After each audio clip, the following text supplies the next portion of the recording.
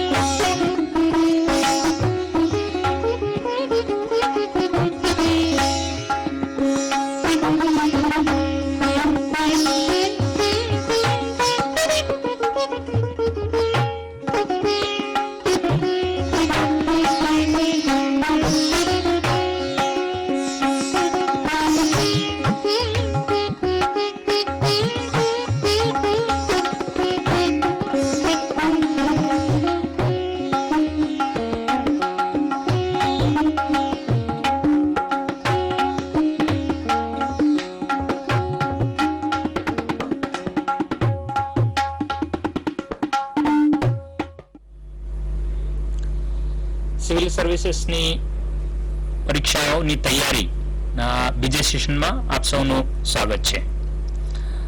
બીજું session history એટલે ઇતિહાસ બાબતનું રહેશે. આપણા પાસે ઇતિહાસ બાબતના ખૂબ સારા એવા જાણીતા વિશેષજ્ઞ ઉપસ્થિત છે.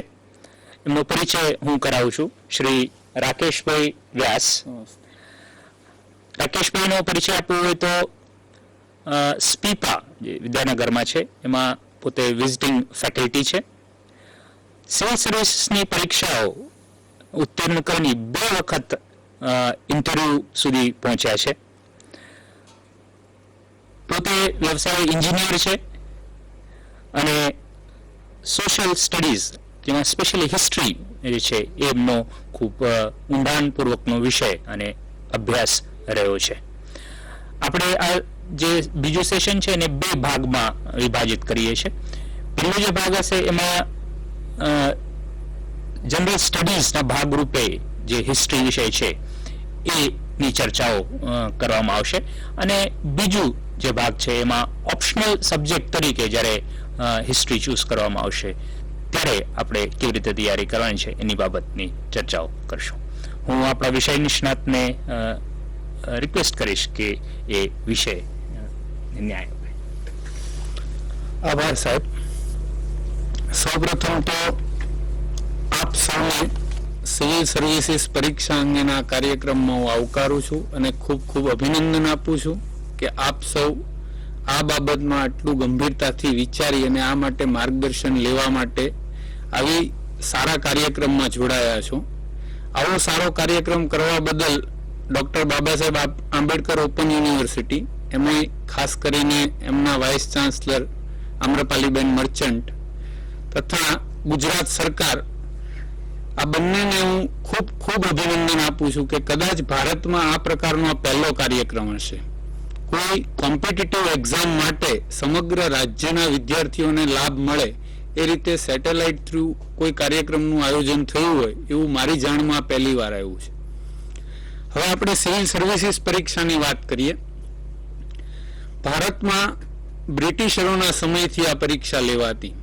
આનું પ્રાથમિક માહિતી તમને માનનીય વાઇસ ચાન્સલર શ્રી આમ્રપાલીબેને આપી દીધી હશે, એટલે હું બહુ ડીપમાં એમની વાત નથી કરતો. પણ ભારતમાં હાલમાં જે કારકિર્દી ઉપલબ્ધ છે એ તમામ કારકિર્દીમાં એવું જોવામાં આવ્યું છે કે ઘણા બધા હોશિયાર વિદ્યાર્થીઓને સિવિલ સર્વિસીસ ખૂબ જ આકર્ષિત કરે છે. એટલે સૌથી અગત્યની અને મહત્વની બાબત તમારે એ નક્કી કરવાનું રહે છે કે તમારે શું બનવું છે. જો તમારે IAS, IPS, IFS, IRS, CBI officer આ પ્રકારની કેન્દ્ર સરકારની ક્લાસ 1ની જે જગ્યાઓ છે એમાં દાખલ થવું હોય, સારી સમાજ સેવા કરવી હોય કે ચેલેન્જિંગ જોબ કરવી હોય, આના પછીની સ્લાઇડમાં સિવિલ સર્વિસીસ માટે લોકો આકર્ષાય છે એના જે મુખ્ય કારણો છે એમાં એક તો મોસ્ટ પ્રેસ્ટિજિયસ જોબ છે. આ જોબમાં તમને જે માન અને સન્માન મળે છે એ કદાચ પ્રાઇવેટ બીજી કોઈ પણ જોબમાં ના મળી શકે. એક કલેક્ટર, એક ડીએસપી કે સેક્રેટરી ને જે માનની દ્રષ્ટિએ, જે આવકારની દ્રષ્ટિએ જોવામાં આવે છે એ આપણે સૌ જાણીએ છીએ, અનુભવીએ છીએ રોજિંદા જીવનમાં. બીજી બાબત છે ચેલેન્જિંગ જોબ. સિવિલ સર્વિસીસમાં એટલું બધું વેરિએશન અને એટલો બધો વાઇડ પર્સપેક્ટિવ છે કે તમને અલગ અલગ ક્ષેત્રમાં આઈએએસ બન્યા પછી તમારે વિવિધ ખાતાઓમાં, વિવિધ સ્થળે, વિવિધ જિલ્લાઓમાં, વિવિધ રાજ્યોમાં કામ કરવાનું આવી શકે. આટલું વાઇડ ફિલ્ડ અને એમાં જે જુદી જુદી મુશ્કેલીઓ, મોટાભાગની મુશ્કેલીઓ લોકોને સીધી સ્પર્શતી બાબતો જ હોય છે. એડમિનિસ્ટ્રેટિવ સ્ટ્રક્ચરમાં લોકાભિમુખ વહીવટ એ સૌથી અગત્યની બાબત છે. એટલે લોકોને સ્પર્શતી બાબતો માટે આપણે સારામાં સારું આ સર્વિસીસ થ્રુ કંઈક કરી શકીએ એમ છીએ. એમાં ચેલેન્જીસ પણ ઘણી બધી હોય છે. ડિઝાસ્ટર વિવિધ પ્રકારના આવે ત્યારે જે રીતે સરકારી તંત્ર ચેલેન્જ ઉપાડી અને રાત દિવસ મહેનત કરતું હોય છે, આપણે સૌએ અનુભવ્યું છે ગુજરાતના ધરતીકંપ જેવા પ્રસંગે. અને ત્રીજી મહત્વની બાબત છે ટફ કોમ્પિટિશન. બીજી ઘણી બધી એવી કેરિયર છે કે જેમાં તમારે બહુ વધુ મહેનત ના કરવી પડે. તમે એમબીએ થાવ એટલે તમને માર્કેટિંગ કે ફાઇનાન્સમાં જોબ મળી શકે. તમે સીએસીએસ થાવ એટલે તમે સીએસીએસ તરીકે સારામાં સારી કારકિર્દી બનાવી શકો. એન્જિનિયર કે ડોક્ટર તમે બની શકો. પણ સિવિલ સર્વિસીસની અંદર આવનાર દરેક વિદ્યાર્થી અલગ અલગ ફિલ્ડમાંથી આવે છે અને એ બધા વચ્ચે ખૂબ જ તીવ્ર સ્પર્ધા થાય છે. એક અંદાજ મુજબ દર વર્ષે ભારતમાં લગભગ 2.5 થી 3 લાખ વિદ્યાર્થીઓ સિવિલ સર્વિસીસ એક્ઝામ માટે એપિયર થતા હોય છે. 2.5 થી 3 લાખ વિદ્યાર્થીઓમાંથી દર વર્ષે યુપીએસસી આ પરીક્ષા કન્ડક્ટ કરી અને છેલ્લે 300 થી 400 વિદ્યાર્થીઓની પસંદગી કરતી હોય છે. પસંદગીની આખી પ્રક્રિયા આપને અગાઉ સમજાવેલી છે, એટલે ખૂબ જ ટૂંકમાં આપણે એની વાત કરીએ તો સૌપ્રથમ નવેમ્બર-ડિસેમ્બરમાં સિવિલ સર્વિસીસ એક્ઝામની યુપીએસસી દ્વારા એમ્પ્લોયમેન્ટ ન્યૂઝમાં જાહેરાત આવતી હોય છે. નવેમ્બર એન્ડમાં જે જાહેરાત આવે એ 1 કે 1.5 મહિનાના સમયગાળામાં આપે ફોર્મ ભરી અને દિલ્હી પરત મોકલી આપવાનું હોય છે, જેના ફોર્મ હવેથી દરેક પોસ્ટ ઓફિસ પર ઉપલબ્ધ છે. ખાસ કરીને મેઇન પોસ્ટ ઓફિસ ઉપર દરેક સિટીમાં ઉપલબ્ધ કરાવવામાં આવે છે, એટલે તમને ફોર્મ પણ સરળતાથી મળી જાય છે. એમ્પ્લોયમેન્ટ ન્યૂઝમાં જ તે પરીક્ષાનું સમગ્ર સ્ટ્રક્ચર એટલે કે માળખું અને અભ્યાસક્રમ આપી દેવામાં આવ્યો હોય છે કે કઈ રીતે આ પરીક્ષા લેવાય છે, કેટલા વિષયો હોય છે, એ બધી જ માહિતી એમ્પ્લોયમેન્ટ ન્યૂઝમાં હોય છે. એ પછી તમારે મે મહિનામાં પ્રિલિમિનરી એક્ઝામ આપવાની હોય છે, જે પ્રથમ પગથિયું છે. સિવિલ સર્વિસીસના જે 3 સ્ટેજ છે એમાં આપણે અહીંયા વધુમાં વધુ વાત પ્રિલિમિનરી એક્ઝામ વિશે કરવાની છે કે એ સૌથી મહત્વનું અને પ્રથમ પગથિયું છે. સિવિલ સર્વિસીસમાં દાખલ થવા માટે પ્રિલિમિનરી એક્ઝામ પાસ કરવી ખૂબ જ જરૂરી છે, કારણ કે પ્રિલિમ પાસ કર્યા વગર આગળના કોઈ પણ સ્ટેજે તમને એન્ટ્રી મળતી નથી. એટલે આમ પ્રિલિમિનરી એક્ઝામિનેશનને ક્વોલિફાઈંગ એક્ઝામ પણ કહેવામાં આવે છે, કારણ કે તમે એ ક્વોલિફાય કરો તો આગળ મેઇન્સ એક્ઝામ માટે તમને એન્ટ્રી આપવામાં આવતી હોય છે. હવે પ્રિલિમિનરી એક્ઝામ મે મહિનાના બીજા રવિવારે લગભગ લેવાતી હોય છે. એના કોલ લેટર તમને 15 કે 20 દિવસ અગાઉ મોકલી આપવામાં આવે છે. હાલમાં ગુજરાતમાં અમદાવાદ એક જ સેન્ટરમાં પ્રિલિમિનરી એક્ઝામ લેવાય છે. ગુજરાતમાંથી દર વર્ષે અંદાજિત 10 થી 12,000 વિદ્યાર્થીઓ પ્રિલિમ્સ એક્ઝામ માટે એપિયર થાય છે. અત્યાર સુધીના જે આંકડાઓ છે એ મુજબ 10-12,000 જેટલા વિદ્યાર્થીઓ દર વર્ષે પ્રિલિમ પરીક્ષા આપે છે. પ્રિલિમ પરીક્ષા આપ્યા પછી એનું લગભગ 2.5 મહિના પછી રિઝલ્ટ આવે છે. 2.5 મંથ પછી જ્યારે એનું રિઝલ્ટ આવે ત્યારે મોટા ભાગના વિદ્યાર્થીઓ પ્રિલિમ્સમાં પહેલા સ્ટેજે જ નીકળી જતા હોય છે, કારણ કે મેઇન્સ એક્ઝામમાં જનરલી જેટલી પણ સીટો માટે જાહેરાત આવી હોય એના 15 ગણા વિદ્યાર્થીઓને પાસ કરવામાં આવે છે. એક અંદાજ પ્રમાણે મારો વર્ષોનો અનુભવ રહ્યો છે. સ્પીપામાં હું ફેકલ્ટી તરીકે હતો, મેં પોતે 3 વાર મેઇન્સ એક્ઝામ આપી હતી, ઇન્ટરવ્યૂ આપ્યા છે. એટલે 15 ગણા વિદ્યાર્થીઓને લગભગ પાસ કરવામાં આવે છે. એટલે એક અંદાજ પ્રમાણે આપણે એવું ધારીએ કે જો 400 જગ્યાઓ માટે જાહેરાત આવી હોય તો લગભગ 6,000 વિદ્યાર્થીઓ પ્રિલિમ્સ પરીક્ષા પાસ કરી શકે. એટલે તમે વિચારી શકો કે 2.5 લાખ કે 3 લાખમાંથી ફક્ત 6,000 વિદ્યાર્થીઓને જ યુપીએસસીએ મેઇન્સ માટે એલિજિબલ કર્યા. બાકીના બધા જ વિદ્યાર્થીઓ પ્રથમ સ્ટેજે જ બહાર નીકળી જાય છે.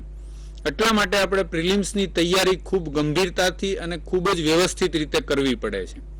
પ્રિલિમ્સ પછીનું સ્ટેજ મેઇન્સ એક્ઝામ છે. મેઇન્સ એક્ઝામમાં તમારે ટોટલ 9 પેપર આપવાના હોય છે. એના સ્કોર ઉપરથી તમને ઇન્ટરવ્યૂ માટેના કોલ લેટર મોકલવામાં આવે છે. યુપીએસસી સામાન્ય રીતે ઇન્ટરવ્યૂ શબ્દ નથી વાપરતી, પર્સનાલિટી ટેસ્ટ કહે છે એને. એટલે પર્સનાલિટી ટેસ્ટ માટેના ઇન્ટરવ્યૂ કોલ લેટર મોકલાય છે. મેઇન્સ એક્ઝામ આપની 2000 માર્કની અને પર્સનાલિટી ટેસ્ટના 300 માર્ક હોય છે. એટલે કુલ 2300 માર્કની આ સિવિલ સર્વિસીસ પરીક્ષા છે. હવે સવાલ એ થાય કે મેઇન્સ અને ઇન્ટરવ્યુના માર્ક્સ જ જો આમાં ગણાય તો પ્રિલિમ્સ પરીક્ષાના માર્ક્સનું શું? પ્રિલિમ્સ પરીક્ષામાં તમે જે 2 પેપર આપો છો, જેની આપણે આગળ વાત કરશું, કે એક જનરલ સ્ટડીઝ છે, એક ઓપ્શનલ સબ્જેક્ટ છે. એ બંને પેપરનો જે સ્કોર થાય એ સ્કોરના આધારે તમને પ્રિલિમ્સમાં ક્વોલિફાય કે પાસ કરવામાં આવે. આમ તો ક્વોલિફાય શબ્દ જ વધારે યોગ્ય છે. પાસ ફેલ એવું યુપીએસસીમાં કહેવાતું જ નથી. તમે ક્વોલિફાય થાવ છો કે ડિસ્ક્વોલિફાય થાવ છો, આ જ શબ્દો વપરાતા હોય છે. એટલે પ્રિલિમ્સમાં તમને ફક્ત ક્વોલિફાય કરવા માટે થઈને જ માર્કિંગ આપવામાં આવે છે અને એ માર્ક્સ ક્યારેય યુપીએસસી જાહેર કરતી નથી. પ્રિલિમ્સનું પરિણામ આવે તો એમાં તમને કોઈને ક્યારેય માર્કશીટ કે સબ્જેક્ટના માર્ક્સ આપવામાં આવતા નથી. ફક્ત એવું જણાવવામાં આવે છે કે તમે પ્રિલિમ્સમાં ક્વોલિફાય થયા છો અને તમને મેઇન્સ એક્ઝામ આપવા મળશે. આ પહેલું સ્ટેજ છે, આ એનું મહત્વ છે. બાકી એના માર્ક્સ આગળ આઈએએસ બનવામાં ક્યાંય હેલ્પફુલ થતા નથી. આ એક વસ્તુ બહુ કન્ફ્યુઝિંગ હોય છે, એટલે હું ખાસ જણાવી દઉં છું કે આઈએએસ બનવા માટે તમારું ટોટલ મેરિટ કાઉન્ટ થાય એમાં મેઇન્સ અને પર્સનાલિટી ટેસ્ટના જ માર્ક ગણાશે. હવે આપણે આ કાર્યક્રમ દરમિયાન ચાલુ કાર્યક્રમે પણ તમે મને પ્રશ્નો પૂછી શકો છો. અહીંયા નીચે અહીંના સંસ્થાના ફોન નંબર લખેલા તમને વારંવાર આપવામાં આવે છે, એટલે નોંધી અને ફોન ઉપર તમે ગમે ત્યારે પ્રશ્ન પૂછશો તો હું તમને જવાબ આપીશ. આપણે હવે જનરલ સ્ટડીઝ પ્રિલિમ્સની વાત શરૂ કરીએ. પ્રિલિમ્સ પરીક્ષા મેં આપને કીધું એવી રીતે નવેમ્બરમાં એના ફોર્મ સામાન્ય રીતે જાહેરાત આવે એટલે ભરાવાની શરૂઆત થાય. ફોર્મ્સ ભરાઈ જાય ત્યારે ફોર્મ ભરતી વખતે તમારે એક બહુ મહત્વનું નિર્ણય લેવાનો હોય છે કે કયા વિષય સાથે તમે આ પરીક્ષા આપશો. મારી અગાઉ સોની સાહેબે આપને ખૂબ જ વિસ્તૃત રીતે વિષય પસંદગી બાબતની વાતો કરી પહેલા લેક્ચરમાં. એટલે વિષય પસંદગી એ બહુ મહત્વનું પરિબળ છે. યુપીએસસી દરેક ક્ષેત્રના વિદ્યાર્થીને ન્યાય મળે, દરેક ફેકલ્ટીનો વિદ્યાર્થી આ પરીક્ષા સારી રીતે આપી શકે એ માટે અલગ અલગ 25 થી 26 જેટલા વિષયો ઓપ્શનલ સબ્જેક્ટ તરીકે તમને રાખવાની છૂટ આપે છે. એમાંથી આપ કોઈ પણ એક વિષય રાખી શકો છો. અને સૌથી મહત્વની બાબત એ છે કે તમારા બેકગ્રાઉન્ડ કે તમારા ગ્રેજ્યુએશન માસ્ટર ડિગ્રીના સબ્જેક્ટ સાથે લેવા દેવા ના હોય એવા વિષય પણ તમે પસંદ કરી શકો છો. એટલે આજે એક એન્જિનિયરને ઇતિહાસ પસંદ કરવાનું મન થાય તો એ ઇતિહાસ પસંદ કરે છે અને ઇતિહાસ સાથે આઈએએસ પણ થાય છે. ગુજરાતમાંથી જ આપણે એવા એક્ઝામ્પલ છે. આપણા બહુ એક સિનિયર આઈએએસ ઓફિસર છે હિતેશ મકવાણા, જે હાલ તમિલનાડુ કેડરમાં ફરજ બજાવી રહ્યા છે. એમના સબ્જેક્ટ ઇતિહાસ અને ગુજરાતી લિટરેચર હતું અને પોતે સિવિલ એન્જિનિયર હતા. આવી જ રીતે ઘણા બધા વિદ્યાર્થીઓ અલગ અલગ વિષય રાખતા હોય છે. એમનું બેકગ્રાઉન્ડ અલગ હોવા છતાં અલગ વિષય પસંદ કરતા હોય છે. ઘણા બધા વિદ્યાર્થીઓ પોતાના ગ્રેજ્યુએશનના સબ્જેક્ટને જ ઓપ્શનલ સબ્જેક્ટ તરીકે પસંદ કરતા હોય છે. બંને બાબતના ઘણા બધા ફાયદા છે, ઘણા ગેરફાયદા પણ છે. આપણે અહીંયા એની વિસ્તૃત ચર્ચા નથી કરતા, પણ વિષય પસંદગી એ બહુ મહત્વની બાબત છે. ઉતાવળે એનો નિર્ણય ના લેવો અને જરૂર પડે તો એ વિષય વિશે અગાઉ જે કોઈએ પરીક્ષા આપી હોય એવા સિનિયર સ્ટુડન્ટને, સિલેક્ટેડ કેન્ડિડેટને મળી એમની સાથે થોડી ચર્ચા કરી તમારા પોતાના અંગત રસ, તમારા પોતાના રિસોર્સિસ, એ વિષયનું માર્ગદર્શન, મટીરિયલ, આ બધી બાબતોને ધ્યાનમાં રાખી અને શાંતિપૂર્વક નિર્ણય લેવો. કદાચ 15 દિવસ કે 20 દિવસ વિષય પસંદગી માટે આપવા પડે તો મારો મત એવો છે કે આપવા જોઈએ. કારણ કે એકવાર તમે વિષય પસંદગીનો જે નિર્ણય કરી લ્યો છો પછી એ વિષય પસંદગીના નિર્ણયને બદલવાની તક ખૂબ ઓછી રહે છે. યુપીએસસીમાં તમે એકવાર તૈયારી શરૂ કરો પછી વારાફરતી જે ઝડપભેર પ્રિલિમ્સ, મેઇન્સ, ઇન્ટરવ્યુ એવા અલગ અલગ સ્ટેજની પરીક્ષાઓ તમારે આપતા રહેવાની હોય ત્યારે વિષય બદલવાની કલ્પના પણ અઘરી પડે છે. એટલે વિષય પસંદગી એ સૌથી મહત્વનું પરિબળ છે. અને સિલેક્શનમાં, ઇવન તમારી કેડર નક્કી કરવામાં, આઈએએસ, આઈપીએસ બહુ જ ખૂબ ઓછા માર્જિનથી લોકો આઈએએસ, આઈપીએસમાં જતા હોય છે. જે વિદ્યાર્થીને આઈએએસ મળતું હોય અને કદાચ એક માર્ક ઓછો મળે તો એવું બને કે આને આઈપીએસ થવું પડે, કારણ કે આઈએએસની જેટલી પણ સીટો એ ભરાઈ ગઈ હોય. એવા સમયે વિષયના માર્ક્સ એ ખૂબ જ મહત્વનું પરિબળ બની રહેતું હોય છે. એટલે વિષય પસંદગી એ ખૂબ અગત્યનો નિર્ણય છે. એ તમારે ધ્યાનપૂર્વક અને વિચારીને લેવાનો રહે છે. તમે વિષય પસંદ કરી લો પછી તમારું પ્રિલિમ્સનું ફોર્મ્સ તમે ભરીને મોકલી શકો છો. એ પહેલા તમારે પ્રિલિમ્સના ફોર્મમાં વિષય દર્શાવવાનો હોય છે, એટલે પહેલા શક્ય જ નથી કે તમે પ્રિલિમ્સનું ફોર્મ ભરી શકો. અને કદાચ તમે રેન્ડમલી સબ્જેક્ટ સિલેક્ટ કરી લીધો હોય તો એ જ વિષય સાથે તમારે પ્રિલિમ્સ પરીક્ષા આપવી પડે છે. આ પણ એક બહુ જાણવા જેવી બાબત છે. ઘણા બધા વિદ્યાર્થીઓને ઉતાવળે અથવા ગેરમાર્ગે દોરાય અને અમુક વિષય રાખી લેતા હોય છે. પછી એવો અહેસાસ થાય કે હવે મારે આ વિષય રાખવો નહોતો, આમાં હું પાસ કદાચ નહીં થઈ શકું, મારે સફળ થવા માટે મારે બીજો વિષય પસંદ કરવો છે, તો એ વર્ષે તમારા હાથમાંથી એ તક જતી રહે છે. તમારું પ્રિલિમ્સનું ફોર્મ સબમિટ થઈ ગયું પછી તમે કોઈ સંજોગોમાં વિષય બદલી શકતા નથી. પણ એક જાણવા જેવી બાબત એ છે કે તમે પ્રિલિમ્સનું ફોર્મ ભરો છો એનાથી જ તે તમારો એટેમ્પ્ટ ગણાઈ જતો નથી. બેને કદાચ આપણને આગળના લેક્ચરમાં વાત કરી હશે કે જનરલ કેટેગરીના વિદ્યાર્થીઓને યુપીએસસી હાલમાં 4 તક આપે છે આ પરીક્ષા આપવાની. 4 તક જનરલ કેટેગરીના વિદ્યાર્થીને 21 થી 30 વર્ષની ઉંમર મર્યાદામાં મળતી હોય છે. આ 4 તક માટે તમારે ખૂબ ધ્યાનપૂર્વક અને મહેનત કરી અને દરેક પ્રયત્ન આપવાનો હોય છે. કારણ કે ઘણીવાર એવું બને છે કે શરૂઆતની 1-2 તક વિદ્યાર્થી વેડફી નાખતો હોય છે. યોગ્ય તૈયારી ના હોય, યોગ્ય માર્ગદર્શન ના હોય, એવી રીતે ખાલી આપવા ખાતર ફોર્મ ભરી અને પરીક્ષા આપી દે અને એની તક વેડફાઈ જાય. અને પછી એવું બને કે જ્યારે એ સિરિયસ થાય, ગંભીરતાથી મહેનત શરૂ કરે અને ડુ ઓર ડાઈ એફર્ટ કરે, ત્યારે એની પાસે એટેમ્પ્ટ પૂરા થઈ ગયા હોય.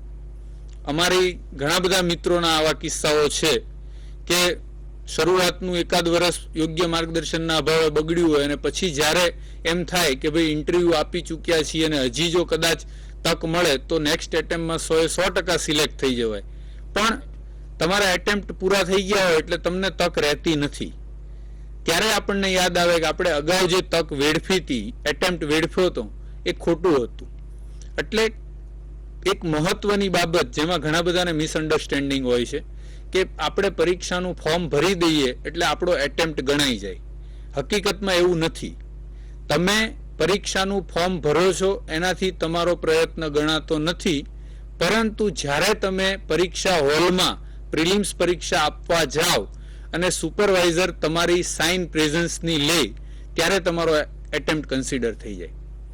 તમે પરીક્ષાના દિવસે હોલ સુધી જાઓ, અંદર ક્લાસરૂમમાં ના બેસીને બહારથી નીકળી જાઓ તો તમારો એટેમ્પ્ટ કન્સિડર થતો નથી. આ એક બહુ મહત્વની બાબત છે જે તમે યાદ રાખજો કે ભવિષ્યમાં આ બાબતથી ક્યારેક ગેરમાર્ગે દોરવાતા નહીં. કેમ કે બહુ ઓછા વિદ્યાર્થીઓને આ ખબર હોય છે કે ખાલી ફોર્મ ભરવાથી આપણો એટેમ્પ્ટ ગણાઈ જતો નથી. એટલે એટેમ્પ્ટ બહુ મહત્વનો છે. સિવિલ સર્વિસીસ પરીક્ષા મારા મતે ત્યારે જ આપવી જોઈએ જ્યારે તમે એની માટે સંપૂર્ણ રીતે તૈયાર હો. ખૂબ ટૂંકા ગાળામાં અને ઉતાવળે આપણે પરીક્ષા આપવા જઈએ તો આ એક એવી પરીક્ષા છે કે જેની તૈયારી ખૂબ ઓછા સમયમાં કે રાતોરાત કરવી શક્ય નથી. આપણી ભૂતકાળની જે અમુક આદત હોય કોલેજ સમયની કે કુલ સમયની, છેલ્લું 1 વીક કે 10 દિવસ કે 15 દિવસ આપણે વાંચી લઈએ અને બહુ સારું માઇન્ડ હોય, ગ્રાસ્પિંગ પાવર સારો હોય તો આપણે બહુ સારા પર્સન્ટેજ પણ લઈ આવતા હોઈએ છીએ સ્કૂલ કોલેજ સમયમાં. એટલે એ રીતે તમે જો સિવિલ સર્વિસીસને ટ્રીટ કરો કે એ રીતે તમે આ પરીક્ષા આપવાનું વિચારતા હો તો એમાં સફળતા મેળવવી લગભગ અશક્ય છે. એની માટે તમારે યોગ્ય અને સમયસર તૈયારી શરૂ કરવી પડશે, પ્રોપર પ્લાનિંગ કરવું પડશે. અહીંયા જે તમને સ્લાઇડમાં હાઉ ટુ પ્રિપેર ફોર ઇટમાં જે મુદ્દાઓ દર્શાવવામાં આવ્યા છે એમાં આ બધી જ વસ્તુઓ તમારે કન્સિડર કરવાની રહે છે. સૌથી અગત્યની બાબત છે એક્ઝામ પેટર્ન, જેની મેં આપને વાત કરી કે કોઈ પણ યુદ્ધ લડતા પહેલા તમને યુદ્ધની પ્રાથમિક માહિતી અથવા એના ઇતિહાસ ભૂગોળ વિશે ખબર હોવી જોઈએ કે મારે આ જગ્યાએ આ વ્યક્તિ સામે આ રીતે યુદ્ધ લડવાનું છે. એટલે પેટર્ન તમને કમ્પ્લીટલી ખબર હોવી જોઈએ. બીજું મહત્વની બાબત છે સિલેબસ. ઘણીવાર વિષયના નામ ઉપરથી આપણે એવું લાગે કે ભાઈ આ વિષય તો મને આવડશે, બહુ સહેલો છે, સરળ છે, હું કોલેજમાં બીએમાં કે બીકોમમાં કે બીઈમાં આ સબ્જેક્ટ ભણી ચૂક્યો છું એટલે મને તકલીફ નહીં પડે, હું રાખી લઉં. પણ તમે ભણ્યા હો એની કરતાં વિશેષ ઊંડાણમાં સિલેબસ હોઈ શકે, ઘણા બધા નવા મુદ્દાઓ હોઈ શકે, અથવા તમે ભણ્યા હો એ મુદ્દાઓમાં ઊંડાણપૂર્વકની બાબતો એમાં સમાવેશ થયેલી હોઈ શકે. એટલે તમારે સિલેબસનો થરો સ્ટડી, ઊંડાણપૂર્વકનો અભ્યાસ પહેલા કરી લેવો ખૂબ જ જરૂરી હોય છે. ત્રીજી મહત્વની બાબત છે જૂના પેપરો. તમારી પાસે આ સૌથી સારામાં સારું શસ્ત્ર છે કે પરીક્ષા કેવી હોય છે, કેવું પૂછાય છે, તમને કેટલું આવડી શકે, તમે કેટલું જાણો છો, કેટલું નથી જાણતા, એ બધું ચકાસવા માટે જૂના પેપરો યુપીએસસીના ઉપલબ્ધ જ હોય છે, દરેક સબ્જેક્ટના, જનરલ સ્ટડીઝના. એ તમે મેળવી અને સિલેબસ અને પેપરને સાથે રાખી અને જો થોડોક અભ્યાસ કરો તો વિષય પસંદગીમાં કે વિષયની તૈયારીમાં તમને ખૂબ જ એ મદદરૂપ નીવડે એવું બનશે. અને સૌથી મહત્વની બાબત છે પ્રોપર પ્લાનિંગ, જે હું અત્યારે તમને કહી રહ્યો હતો કે તમારે પ્લાનિંગ એવા સ્ટેજથી શરૂ કરવું પડે કે તમે એ પરીક્ષા પહેલા ધડાકે પાસ કરો. સામાન્ય રીતે 4 એટેમ્પ્ટ અપાય છે અને ઘણીવાર એવું બને છે કે મોટા ભાગે સેકન્ડ થર્ડ એટેમ્પે સિલેક્ટ થવાતું હોય, પણ ઘણા બધા એવા સારા સારા એક્ઝામ્પલ્સ છે. ગુજરાતનું જ આપણે એક બહુ ગૌરવ લઈ શકીએ એવું ઉદાહરણ છે શ્રી પ્રવીણભાઈ સોલંકી. ગુજરાતના એક નાના એવા ગામડામાંથી એમણે એટલો કઠોર પરિશ્રમ કર્યો અને સ્પીપામાં એડમિશન લઈ પ્રથમ પ્રયત્ને તેઓ આઈએએસ બન્યા. એક નાના એવા ગામડામાંથી આવી અને પ્રથમ પ્રયત્ને આઈએએસ બનવું એ તમારા સૌ માટે એટલું મહત્વનું છે. કદાચ એવી બહુ માન્યતા અત્યાર સુધી તો હતી જ કે ભાઈ આઈએએસ જેવી પરીક્ષાની તૈયારી કરવી હોય તો અમદાવાદ કે દિલ્હી કે વડોદરા એવા મોટા સિટીમાં કે સેન્ટરમાં જ આપણે જવું પડે. નાના સેન્ટરમાં કે નાની જગ્યાએથી આપણને યોગ્ય માર્ગદર્શન કે મટીરિયલ મળી શકે નહીં. પણ આ કાર્યક્રમ ખાસ મેં શરૂઆતમાં જે અભિનંદન આપ્યા એનો આ મેઇન અર્થ છે કે નાનામાં નાના ગામ સુધી કે નાનામાં નાના વ્યક્તિ સુધી આ કાર્યક્રમ દ્વારા સિવિલ સર્વિસીસ એક્ઝામિનેશનની માહિતી પહોંચશે અને પરીક્ષાની તૈયારી કે એનું પ્લાનિંગ ક્યારથી કરી શકાય એ બાબતે ઘણા બધા મતાંતર છે. તમે સામાન્ય રીતે હું દરેક જગ્યાએ કહું છું કે જો એજ નાની હોય અને જ્યારે પણ તમને ઈચ્છા થાય ત્યારે એક પણ મિનિટ ગુમાવ્યા વગર આ તૈયારી શરૂ કરવી જોઈએ. તમે એફવાયમાં હો તો એફવાયથી શરૂ કરી દો, તમે ધોરણ 10માં હો તો 10માંથી કરો, તમે ટીવાયમાં હો તો ટીવાયથી કરો, એમએ કરતા હો તો એમએથી શરૂ કરી દો. જે સ્ટેજે અત્યારે તમે છો અને તમને એવું લાગે છે કે મારે કોઈ પણ રીતે આઈએએસ કે આઈપીએસ થવું છે તો તમારી માટે એક ક્ષણથી પછીની ક્ષણ વેડફવી એ યોગ્ય નથી. કારણ કે આ પરીક્ષાની તૈયારીમાં ઘણી બધી બાબતોનો સમાવેશ થાય છે. તમે જેટલી વહેલી તૈયારી શરૂ કરશો એટલી સારી રીતે તમે કરી શકશો, એટલું વધુ વાંચન કરી શકશો. તમારી પાસે એટલો સમય હશે કે તમે બધું સારી રીતે રિવિઝન કરી શકો, પ્રેક્ટિસ પેપર્સ લખી શકો. તમે એટલા સજ્જ થઈ અને પરીક્ષામાં બેસો કે તમારે ફેલ થવાની કે સિલેક્ટ નહીં થવાની કોઈ તક જ ના રહે. એટલે તમે જે પણ સ્ટેજે હો ત્યારથી તમારા પરીક્ષાની શરૂઆત કરી દેવી જોઈએ. આપણે એવું ધારીને ચાલીએ કે તમારે 1 વર્ષ પછી આ પરીક્ષા આપવી હોય તો તમે કઈ રીતે પ્લાનિંગ કરશો? તમારી પાસે 1 વર્ષનો સમય હોય તો પ્લાનિંગમાં તમારે સૌથી અગત્યના જે મહત્વની બાબતો મેં કીધી એ પ્રમાણે પહેલા તો સબ્જેક્ટ સિલેક્ટ કરી લેવા પડે. સબ્જેક્ટ સિલેક્શન માટે તમે 15 દિવસ, 20 દિવસ કે 1 મહિનો ફાળવો, કોઈ પ્રશ્ન નથી.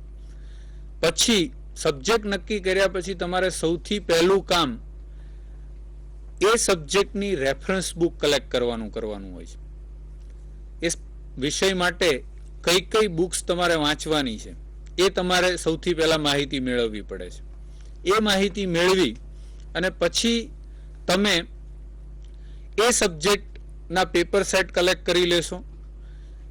સૌ પ્રથમ પ્રાથમિક મટીરિયલથી તમારી વાંચવાની શરૂઆત તમારે કરવી પડશે. તમારા પ્રિલિમ્સ અને મેઇન્સ પરીક્ષા માટેના અભિગમ થોડા અલગ અલગ હોવાના કારણે તમારે પ્રિલિમ્સ અને મેઇન્સની પરીક્ષા માટેનું ટાઈમ ટેબલ પણ એ રીતે બનાવવું પડશે જેમાં કોને વધારે મહત્વ આપવું એ તમારી કયા વિષય ઉપર કે કયા પોર્શન ઉપર કેટલી ગ્રીપ છે એના આધારે નક્કી થતું હોય છે. પ્લાનિંગમાં ઘણા બધા પરિબળો આપણે જોતા હોઈએ છીએ.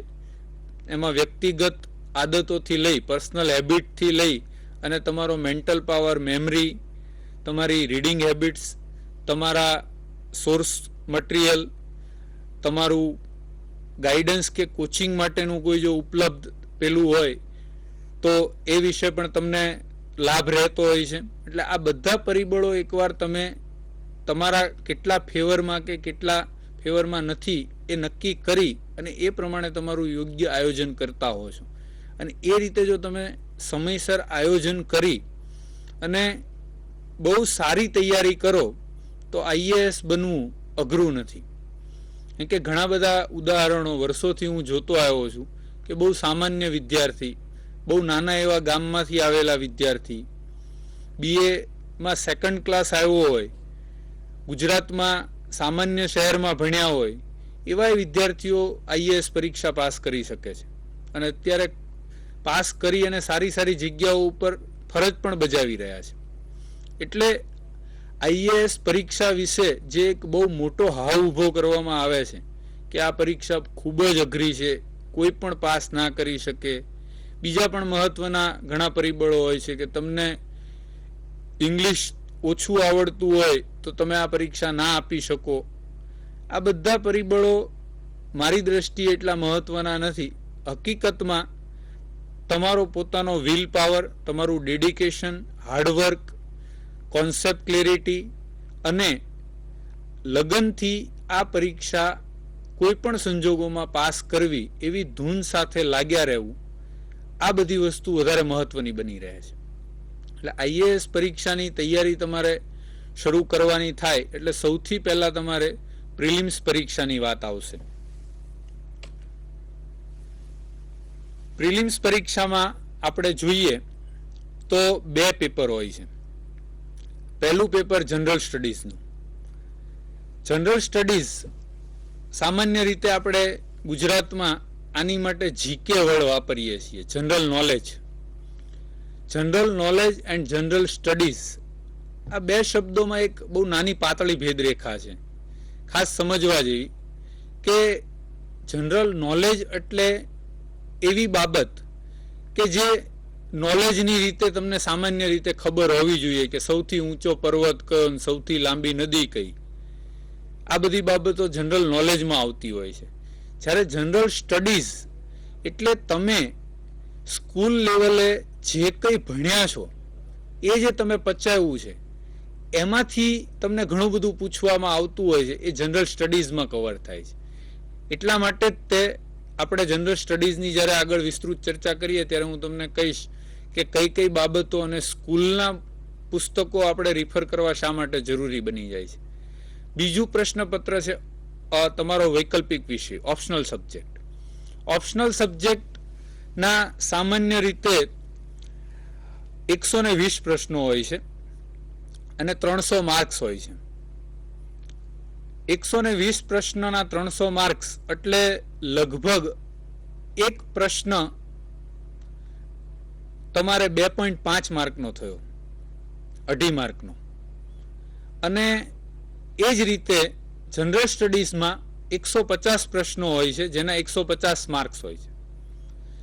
એટલે જનરલ સ્ટડીઝમાં તમારા એક પ્રશ્ન 1 માર્ક્સનો થયો. બંને પ્રશ્નપત્ર 2 કલાકના હોય છે. મે મહિનામાં સેકન્ડ સન્ડે લગભગ તમારે એક જ દિવસે આ બંને પ્રશ્નપત્રની પરીક્ષા લેવાઈ જાય છે. જનરલ સ્ટડીઝ અને ઓપ્શનલ આ બંનેના કુલ માર્ક્સ 450 થાય છે. હમણાં મેં જેમ આપને કહ્યું કે ઓપ્શનલ સબ્જેક્ટ 300 માર્ક્સનો હોય છે અને જનરલ સ્ટડી 150 માર્ક્સ હોય છે. એટલે કુલ 450 માર્ક્સની પ્રિલિમ્સ એક્ઝામ થઈ. 450 માર્ક્સમાંથી તમારે પાસ થવું હોય કે ક્વોલિફાય થવું હોય, આપણે પાસ શબ્દ વારંવાર આપણી હેબિટના કારણે આવે છે, પણ ક્વોલિફાય થવું હોય તો તમારે કેટલો સ્કોર કરવો જોઈએ. આ પ્રશ્ન ઘણા બધા સેમિનારમાં, ઘણી બધી સંસ્થાઓ, હું જ્યારે આઈએએસ વિશે લેક્ચર આપું છું ત્યારે લોકો પૂછતા હોય છે. પણ બહુ રસપ્રદ બાબત એ છે કે યુપીએસસી, મેં હમણાં અગાઉ કીધું એમ, પ્રિલિમ્સ પરીક્ષાનું પરિણામ જાહેર કરતી જ નથી. એ ખાલી ક્વોલિફાઈડ સ્ટુડન્ટના નંબર જ જાહેર કરે છે. એટલે આજ સુધી એ સસ્પેન્સ જળવાયું છે કે કયા સબ્જેક્ટમાં કેટલા માર્ક્સ લાવવાથી સિલેક્ટ થવાય અને સિલેક્ટ ના થવાય. અને બીજી મહત્વની બાબત એ છે કે એક સાથે 25-26 સબ્જેક્ટની પરીક્ષા લેવાતી હોય ત્યારે એ 26 સબ્જેક્ટના વિદ્યાર્થીઓને પૂરતો ન્યાય મળે. ઘણી બધી વાર એવું બને કે અમુક પ્રશ્નપત્ર ખૂબ જ અઘરું નીકળ્યું હોય, અમુક પ્રશ્નપત્ર ખૂબ સહેલું નીકળ્યું હોય, અમુક વિષય ખૂબ અઘરા હોય, અમુક વિષય ખૂબ સહેલા હોય. ત્યારે તમામ વિષયના વિદ્યાર્થીઓને યોગ્ય ન્યાય મળી રહે એ માટે યુપીએસસી પ્રિલિમ્સ પરીક્ષામાં સ્કેલિંગ અને મોડરેશન નામની એક વ્યવસ્થા લાગુ કરે છે. આ વ્યવસ્થા દ્વારા એ તમામ વિષયના વિદ્યાર્થીઓને યોગ્ય તક મળે અને તમામ વિષયના વિદ્યાર્થીઓ એક લેવલમાં આવે એવી રીતનું પરિણામ તૈયાર કરી અને દરેક વિષયના વિદ્યાર્થીઓને ન્યાય મળે એમ એ લોકોને ક્વોલિફાય કરતા હોય છે. એટલે તમારા વિષયનું પ્રશ્નપત્ર ખૂબ જ અઘરું નીકળ્યું હોય તો એમાંથી એક પણ વિદ્યાર્થી પસંદ ના થાય એવું સામાન્ય રીતે બનતું જ નથી. દરેક વિષયમાંથી યોગ્ય વિદ્યાર્થી પસંદ થતા જ હોય છે. એટલે વિષય પસંદગીમાં ઘણા વિદ્યાર્થીઓ એવું માનતા હોય છે કે અમુક વિષય રાખવાથી જ આપણે આરામથી પાસ થવાય ને અમુક વિષય રાખીએ તો આપણે પાસ ના થઈ શકીએ. એ માન્યતા ભૂલ ભરેલી છે. એટલે એ પ્રમાણે તમારે ચાલવું નહીં, પણ તમે જે વિષયમાં વધુ સારો સ્કોર કરી શકવા માટેનો આત્મવિશ્વાસ ધરાવતા હો એ વિષય તમારે પસંદ કરવો જોઈએ. એ વિષય પસંદ કરશો તો તમે ખૂબ સારો સ્કોર કરી અને ખૂબ સારી રીતે સારી કેડરમાં પસંદ થઈ શકશો.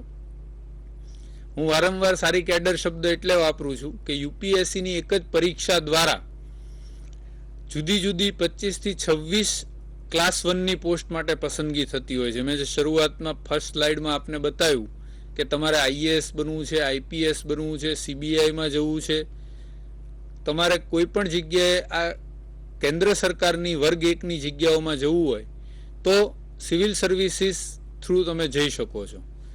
એટલે એમાં જ્યારે પરિણામ બહાર પડે ત્યારે વિદ્યાર્થીઓના માર્ક્સ અને એની પસંદગી આ બંનેને મેચ કરી અને એને કેડર એલોકેટ થતી હોય છે. જેને સૌથી સારા માર્ક્સ આવ્યા હોય, ટોપર હોય અને એણે પહેલી પસંદગી આઈએએસને આપી હોય તો એને સામાન્ય રીતે આઈએએસ મળી જાય.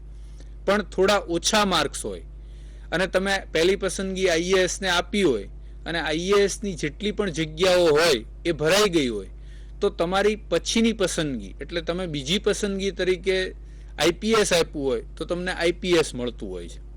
આ રીતે જુદી જુદી 25 સર્વિસીસમાં તમને પસંદગી માર્ક્સના આધારે થતી હોય છે. એટલે તમારા સારા સ્કોરથી તમે સારી કેડરમાં જઈ શકો છો. પાસ ઘણા બધા સિવિલ સર્વિસીસમાં દર વર્ષે લગભગ 400 જેટલા વિદ્યાર્થીઓ પસંદ થાય છે, પણ એ 400 આઈએએસ નથી બનતા. એમાંથી 30 થી 40 વિદ્યાર્થીઓ આઈએએસ બનતા હોય છે. બાકી પછીના વિદ્યાર્થીઓ જેટલી પણ સીટો જે પણ કેડર માટે જાહેરાતમાં આપવામાં આવી હોય, આઈપીએસ, આઈઆરએસ, આઈઆરટીએસ, સીબીઆઈ, એ પ્રમાણે એ લોકોને નિમણૂક મળતી હોય છે. અને બીજી કેડરમાં નિમણૂક મેળવ્યા પછી પણ ઘણા બધા વિદ્યાર્થીઓ આઈએએસ બનવા ફરીથી પ્રયત્ન આપતા હોય છે. આ પણ એક બહુ રસપ્રદ બાબત છે કે એકવાર તમને આઈપીએસ કે આઈઆરએસ મળી ગયું, આઈઆરએસ એટલે ઇન્ડિયન રેવન્યુ સર્વિસ, જેમાં તમે income tax commissioner, assistant commissioner, deputy commissioner બની શકો છો. ઇન્કમ ટેક્સનો સમગ્ર વિભાગ એમાં આવે છે. એટલે આઈઆરએસ કે આઈપીએસ બન્યા પછી પણ ઘણા મિત્રોની એવી ઈચ્છા હોય કે મારે કોઈ પણ સંજોગોમાં આઈએએસ જ બનવું હતું, તો એ લોકોએ પણ ફરીથી આ આખી પ્રક્રિયા કરી અને આ પરીક્ષા પાસ કરવી પડે, સફળ થવું પડે છે અને ટોપ મેરિટમાં આવવું પડે છે, તો જ એ લોકો આઈએએસ બની શકે છે. હવે પ્રિલિમ્સ પરીક્ષાની આપણે જે વાત કરતા હતા એ પ્રિલિમ્સ પરીક્ષાની વાતમાં આપણે અત્યારે જનરલ સ્ટડીઝ વિશે વધારે વાત કરવાની છે. એમાં ખાસ મારે હિસ્ટ્રી વિશે જ કહેવાનું છે આપને, એટલે ધીમે ધીમે આપણે હવે આપણા ટોપિક તરફ આવતા જઈએ. જનરલ સ્ટડીઝની આપણે વાત કરીએ તો એમાં મહત્વના મુદ્દાઓ કયા કયા, જનરલ સ્ટડીઝમાં કયા કયા ટોપિક્સમાંથી વધુમાં વધુ પ્રશ્નો સામાન્ય રીતે પૂછાય છે.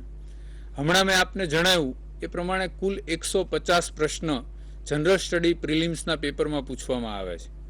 150 પ્રશ્નમાં અહીંયા આપને જે સ્લાઇડ છે એમાં આપણે 1 by 1 કયા કયા ટોપિકમાંથી કેવું કેવું પૂછાતું હોય છે એની ચર્ચા કરતા જઈએ. સૌથી પહેલા આપણે ઇમ્પોર્ટન્ટ ટોપિક્સમાં આવશે જનરલ જ્યોગ્રાફી. જનરલ જ્યોગ્રાફી એટલે સામાન્ય ભૂગોળ. સામાન્ય ભૂગોળમાં 3 પ્રકારના પ્રશ્નો સામાન્ય રીતે પૂછાય છે.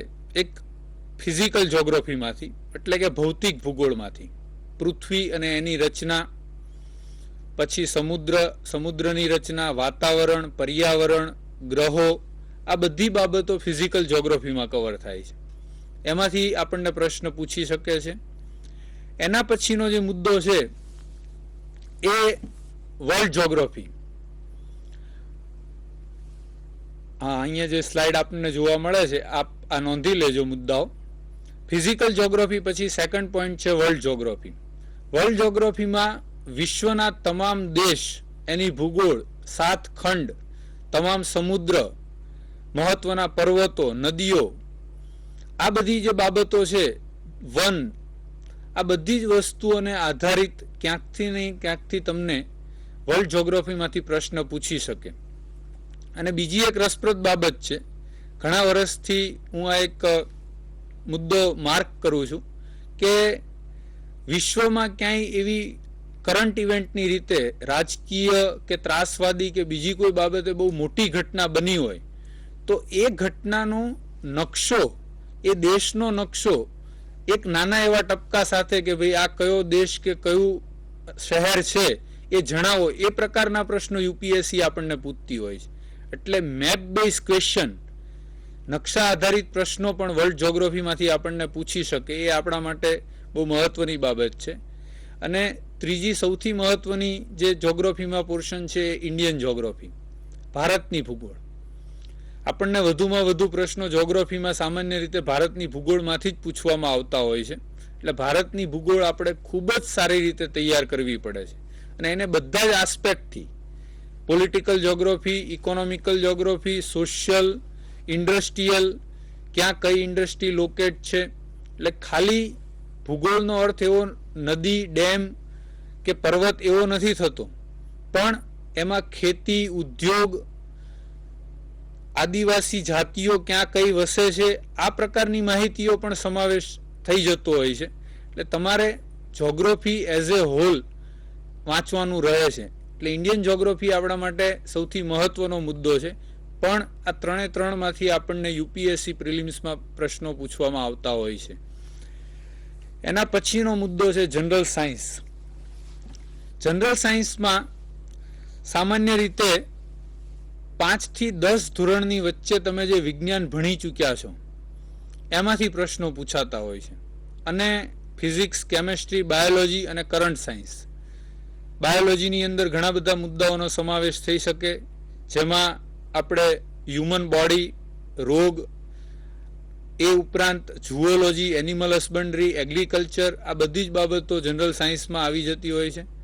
જનરલ સાયન્સમાં એક ખાસ મહત્વની બાબત એ છે કે થિયરી કરતાં યુપીએસસી એના એપ્લિકેશન પાર્ટ વધારે પૂછે છે, એપ્લાઇડ આસ્પેક્ટ.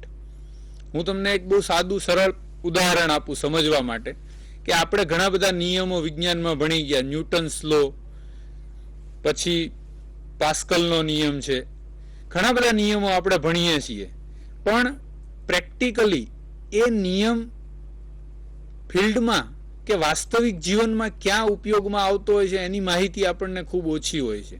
યુપીએસસીની પ્રિલિમ્સ પરીક્ષામાં જ એક પૂછાયેલો પ્રશ્ન આપને ઉદાહરણ તરીકે કહું તો કે આપણે ટ્રકમાં જે એરબ્રેક લગાવવામાં આવે છે, ટ્રક કે હેવી વેહિકલમાં, એ એરબ્રેક છે એ કયા નિયમ પ્રમાણે કામ કરે છે. બહુ રસપ્રદ પ્રશ્ન છે. તમને નિયમો કદાચ બધા મોઢે હોઈ શકે કે ભાઈ ન્યૂટનના બધા નિયમો આ છે, ફલાણા નિયમ આ છે. નિયમ તમે જાણતા હો, પણ એ નિયમની એપ્લિકેશન ક્યાં ક્યાં થાય છે.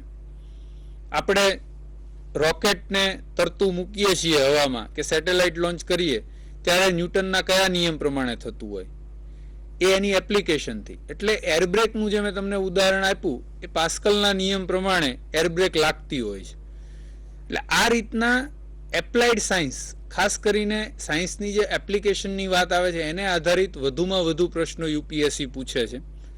છેલ્લા થોડા વર્ષોથી કરંટ સાયન્સને પણ ઘણું મહત્વ આપવાનું શરૂ થયું છે. બીજું સાયન્સમાં મને મહત્વનો જે ટોપિક લાગે છે એમાં બાયોલોજીમાં બોડી સાયન્સ અને ડિસીઝ ઉપર ઘણા બધા પ્રશ્નો પૂછાય છે. માનવ શરીર, એના કાર્યો, એની રચના અને રોગ, કયા અંગ સાથે કયો રોગ સંકળાયેલો છે, કયા કારણોથી કયો રોગ થાય છે, આ ઉપરાંત કયા રોગ માટે કયા પ્રકારની દવાઓ વપરાય છે, કયા રોગ માટે કયા ટેસ્ટ કરવામાં આવે છે, એક પ્રશ્ન ઘણા વર્ષ પહેલા પૂછાયો હતો કે એલિસા ટેસ્ટ છે એ કયા રોગ માટે કરવામાં આવે છે. યુપીએસસી પ્રિલિમ્સમાં જ પૂછાયેલો પ્રશ્ન છે. આપણે હવે તો ઘણી અવેરનેસ છે એટલે આપણે જાણીએ છીએ કે એઇડ્સ માટે આ ટેસ્ટ કરાતો હોય છે, પણ જ્યારે 10 વર્ષ પહેલા આ પ્રશ્ન પૂછાયો ત્યારે એઇડ્સ વિશે એટલી જાગૃતિ પણ નહોતી કે લોકોને ખબર હોય કે આની માટે આ ટેસ્ટ હોય. બાયોપ્સી આપણે સામાન્ય રીતે સાંભળતા હોઈએ કે ભાઈ બાયોપ્સી કરાવી, તો એ સામાન્ય રીતે કેન્સર માટે કરવામાં આવતી હોય છે.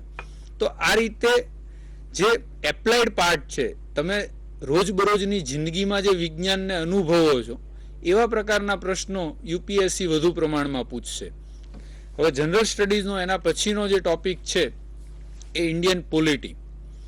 ઇન્ડિયન પોલિટી એટલે ભારતની રાજ્ય વ્યવસ્થા. મારા આગળના લેક્ચરમાં સાહેબે પોલિટિકલ સિસ્ટમ વિશે ખૂબ ઊંડાણપૂર્વક ચર્ચા કરી છે, એટલે આપણે અહીંયા વધુ વાત નથી કરતા. અહીંયા આપણા પ્રિલિમ્સ પરીક્ષાના અભ્યાસક્રમમાં ઇન્ડિયન પોલિટીમાં ભારતનું બંધારણ સમાવવામાં આવ્યું છે અને ભારતના બંધારણમાં આપણી આખી રાજકીય વ્યવસ્થા આપવામાં આવી છે. આ જે મુદ્દો છે એ બહુ મહત્વનો છે, કારણ કે આપણે નાગરિક શાસ્ત્ર કે સિવિક્સમાં ધોરણ 5 થી 10 વચ્ચે આમાંની ઘણી બાબતો ભણ્યા હોઈએ છીએ. આપણને એ યાદ રાખવું પણ સરળ છે અને મારો વ્યક્તિગત અનુભવ એવો છે કે કોન્સ્ટિટ્યુશનના પ્રશ્નો સ્કોરિંગ હોય એટલે કે તમે બધા જ સાચા કરીને પૂરેપૂરા માર્ક મેળવી શકતા હો છો. એના પછીની બાબત છે ઇન્ડિયન ઇકોનોમી.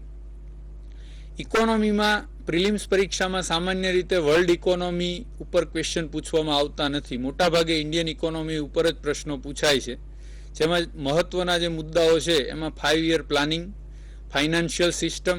આપણી ફાઇનાન્શિયલ સિસ્ટમમાં ઘણી બધી બાબતોનો સમાવેશ થઈ જાય. ફાઇનાન્શિયલ ઇન્સ્ટિટ્યૂટ જેમ કે બેંક, એલઆઈસી અને આપણી આખી ફાઇનાન્શિયલ વ્યવસ્થા જેમાં બજેટથી લઈ અને બીજી બધી જ બાબતો આવી જતી હોય. અને હવે જે અમુક પ્રશ્નો વધુ પ્રમાણમાં પૂછવામાં આવે છે એમાં ન્યૂ ઇકોનોમિક પોલિસી ઉપર વધુ ફોકસ કરાય છે, એટલે કે કરંટ ઇકોનોમિક્સ છે એને ઘણું મહત્વ આપવામાં આવે છે. લાસ્ટ બજેટમાંથી તમને ઓછામાં ઓછા 1 કે 2 પ્રશ્ન મળી રહેતા હોય છે, એટલે કરંટ ઇકોનોમિક્સ તમારે ખૂબ સારી રીતે કરવું પડે છે. એના પછીનો મહત્વનો મુદ્દો છે જનરલ મેન્ટલ એબિલિટી, સામાન્ય બુદ્ધિ ક્ષમતા, જેમાં સામાન્ય અંકગણિત જે આપણે 5 થી 10 ધોરણની વચ્ચે ભણતા હોઈએ છીએ, લોજિક, રિઝનિંગ, આ પ્રકારના પ્રશ્નો પૂછવામાં આવતા હોય છે. આ પ્રશ્નો પણ જો થોડી સારી તૈયારીથી કરવામાં આવે તો બહુ જ સ્કોરિંગ હોય છે, કારણ કે એમાં તમને પૂરેપૂરા માર્ક્સ મળે એવી તક હોય છે. એટલે આ પ્રકારના પ્રશ્નો માટે પણ થોડી મહેનત જરૂરી હોય છે. ખાસ કરીને આર્ટ્સ અને કોમર્સ બેકગ્રાઉન્ડવાળા વિદ્યાર્થીઓએ થોડુંક વધારે મહેનત કરવી પડતી હોય છે. સાયન્સ અને એન્જિનિયરિંગ બેકગ્રાઉન્ડના વિદ્યાર્થીઓ પ્રમાણમાં વધુ સારી રીતે મેથેમેટિક્સ રિલેટેડ ક્વેશ્ચન સોલ્વ કરી શકતા હોય છે. એના પછીનો મહત્વનો મુદ્દો છે કરંટ ઇવેન્ટ. કરંટ ઇવેન્ટ એ છેલ્લા 3 વર્ષથી એવું અનુભવાય છે કે ખૂબ મહત્વનું બનતું જાય છે. 150માંથી લગભગ 30 થી 40 જેટલા પ્રશ્નો યુપીએસસી કરંટ ઇવેન્ટ રિલેટેડ પૂછવા લાગી છે. અને કરંટ ઇવેન્ટની ડેફિનેશન એટલી બધી વાઇડ છે, ખાસ કરીને નેશનલ, ઇન્ટરનેશનલ, કે દુનિયામાં કે દેશમાં બનતી કોઈ પણ ઘટના ને તમને પૂછી શકે. અને એ ઘટના ખાલી રાજકીય હોય એવું જ માનવાને કોઈ કારણ નથી. કરંટ ઇવેન્ટની અંદર તમામ પ્રકારની ઘટનાઓનો સમાવેશ થઈ જાય. સ્પોર્ટ્સ રિલેટેડ હોય, ફિલ્મ રિલેટેડ હોય, આર્ટ એન્ડ કલ્ચરની હોઈ શકે છે કે સાયન્સ એન્ડ ટેકનોલોજીની બાબત હોઈ શકે છે. આ બધી જ વસ્તુઓ કરંટ ઇવેન્ટમાં આવે. પણ સામાન્ય રીતે યુપીએસસી છેલ્લા 1 વર્ષની ઘટનાઓને વધુ મહત્વ આપતી હોય છે કરંટ ઇવેન્ટમાં. અને છેલ્લી જે આપણે વાત કરવાની છે મહત્વની એ ઇન્ડિયન હિસ્ટ્રી. જનરલ સ્ટડીઝનો આ મુદ્દો સૌથી મહત્વનો છે, કારણ કે આમાં અત્યાર સુધી સૌથી વધારે પ્રશ્નો પૂછાતા આવ્યા છે. લગભગ 25 થી 35 જેટલા પ્રશ્ન જનરલ સ્ટડીઝમાંથી પૂછવામાં આવતા હોય છે. એટલે તમારા માટે જનરલ સ્ટડીઝની તૈયારી કરતી વખતે હિસ્ટ્રીની સારામાં સારી તૈયારી કરવી એ ખૂબ જ મહત્વનું બની જાય છે. બીજું, આ પોર્શન ઘણો સ્કોરિંગ છે, કારણ કે આપણે 5 થી 10માં ઇતિહાસ ભણ્યા હોઈએ છીએ, આપણને ઇતિહાસ સાથે થોડો લગાવ હોય છે, એટલા માટે આપણને ઇતિહાસમાં ખૂબ રસ પડે તો આ પોર્શનના લગભગ પ્રશ્નો આપણે સાચા કરી શકીએ છીએ. યાદ રાખવામાં પણ પ્રમાણમાં સરળ છે બીજા વિષયો કરતાં. અને તમે પ્રિલિમ્સ પરીક્ષા પાસ કરો તો મુખ્ય પરીક્ષામાં પણ આ વિષય તમને મદદરૂપ થતો હોય છે. હવે જનરલ સ્ટડીઝમાં ઇતિહાસની તૈયારી તમે કઈ રીતે કરશો એ હું ખૂબ જ ટૂંકમાં કહી દઉં.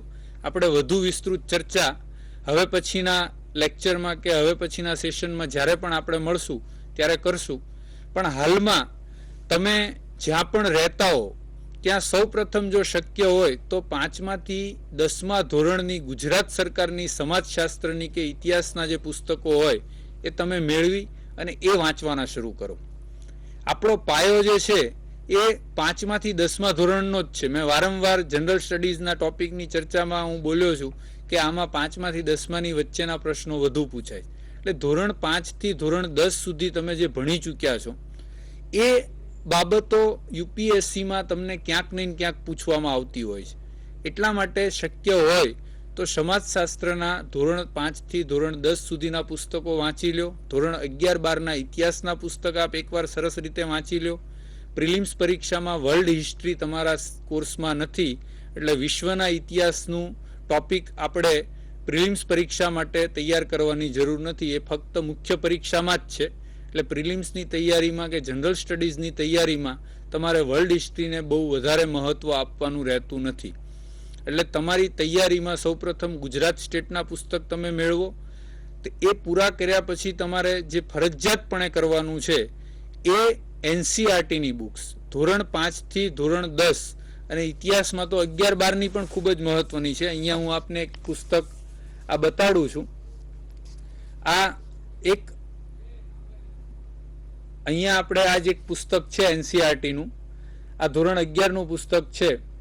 આ રીતની 5મા ધોરણથી 12મા ધોરણની તમે એનસીઆરટીની ઇતિહાસની બુક્સ મેળવી અને એ વાંચવાની શરૂ કરો. પહેલાં ગુજરાત સરકારની વાંચશો તો તમને સરળતા રહેશે કે આપણી માતૃભાષામાં અને આપણે જે ભણી ચૂક્યા છીએ એ જ બાબતો આપણે એકવાર રિપીટ કરી લઈએ. પછી તમે એનસીઆરટી ઉપર જાઓ ત્યારે તમને એ સમજાય કે એનસીઆરટીમાં કેટલું ઊંડાણપૂર્વક છે અને તમને નવું શું જાણવા મળ્યું. આ બે બાબતો પહેલું પગથિયું છે. તમારે એનસીઆરટીની બુક્સ ફરજિયાતપણે યુપીએસસીની તૈયારી માટે વાંચવી જ પડશે અને એ તમે કરો ત્યારે તમારો પાયો તૈયાર થશે. એટલે આ સેશનમાં આપણે આ પ્રાથમિક વાતો કરી. ઇતિહાસ જનરલ સ્ટડીઝમાં કઈ રીતે મહત્વનું છે ને એમાં તમારે જે ટોપિક વાઇઝ કેવું પૂછાય છે, શું તૈયાર કરવાનું છે, કેવી રીતે એનસીઆરટીની બુક્સમાંથી આપણે બધું વાંચવાનું છે એ માટે આપણે હવે પછીના સેશનમાં ચર્ચા કરશું. આભાર.